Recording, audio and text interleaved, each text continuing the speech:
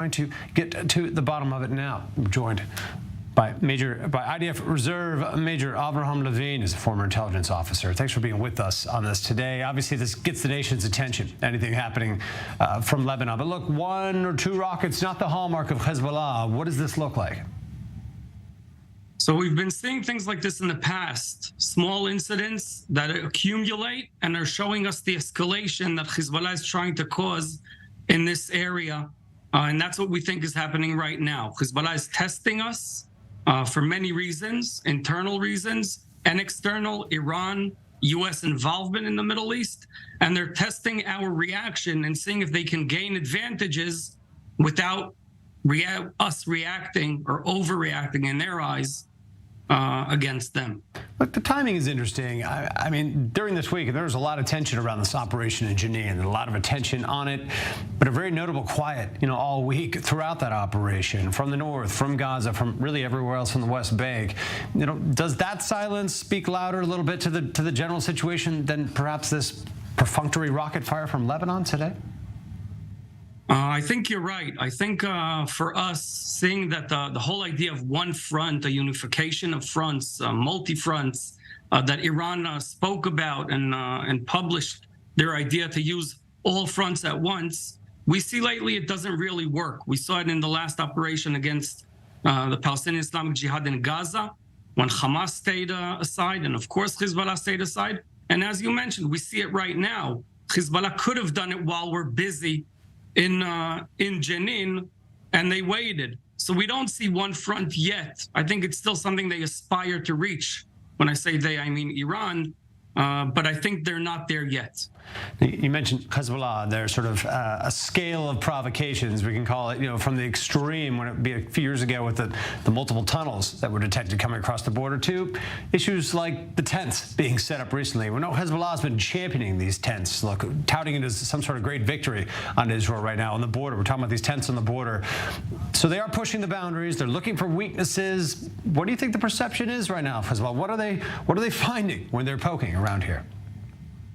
I'd put the tunnels not as a provocation. I'd put the tunnels as a major threat and a plan that they tried to implement against us. And IDF was smart enough and able to defend against that threat and eliminate that threat that we met a few years ago. Yeah. I'd say the smaller events, the attack in Megiddo, one person infiltrating, crossing the border, and using an IED in Megiddo intersection, the tents. We see them daily walking up to the border, taking pictures of us when we walk along the border, along the fence. We see them getting closer, more building, more lookouts towards Israel in front of our fence, our walls. That's what I mean when I say provocations. Getting closer and closer to the fence and checking, testing us. What's our reaction to each move they make? Important to mention, obviously, it's all relative when we're talking about Hezbollah. I mean, 20 years ago, serious incursions across the border were fairly commonplace, ambush squads coming across. So we're not seeing that right now. Look, in terms of these tents, where does this look to be going? What happens when and if the IDF finally clears these tents out or makes a move on them? Is this a potential real spark for wider conflict? Well, I'm sure we all hope it won't be. And I assume it won't. I think if it would have happened, it would have been an immediate reaction would have been at place. I think both sides, at least on our side, we see that we didn't react harshly. We're not trying to escalate, and we'd rather not escalate the situation, or else IDF would have done something immediate once we found out, see them, an immediate reaction would be at place.